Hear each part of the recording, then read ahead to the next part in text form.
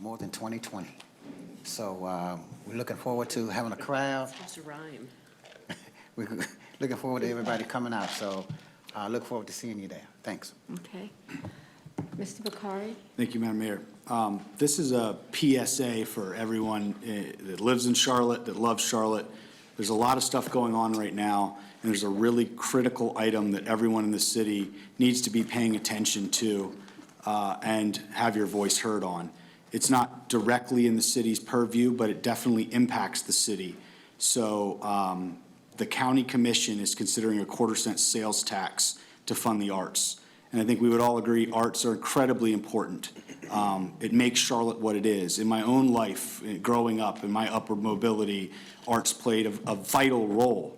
But we learned something in Pittsburgh on the intercity trip recently of the unintended consequences these decisions can have. In one session in Pittsburgh, we were being told about how their city made a bold move to use a sales tax in order to bolster the arts in what was an incredibly trying time when the collapse of the steel industry occurred.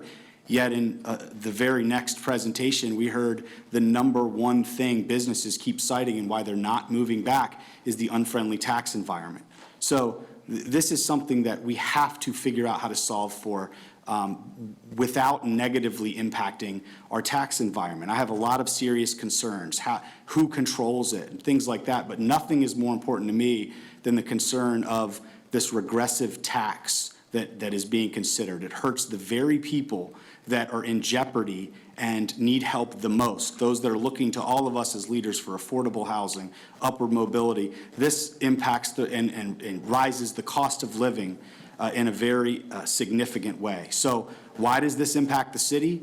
Well, aside from this being the city we live in, this 1/4-cent sales tax, whether you agree in the use of these dollars or not, is very much the money that we would be looking towards for all of these transit plans that are going to occur in the future, the light rail plans, all of those things. And whether you agree that that's a good source or not, you have to agree that a regressive tax like that makes more sense to be deployed towards transportation, the #1 challenge a lot of these upward mobility folks face every day, as well as the fact that we're using up the capacity by which we could do that someday. So pay attention to what's going on.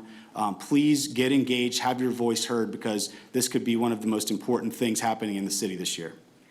I'll come back with some more information about that as well in terms of timing and discussion. We'll skip you, Mr. Mitchell, so you have a chance to finish.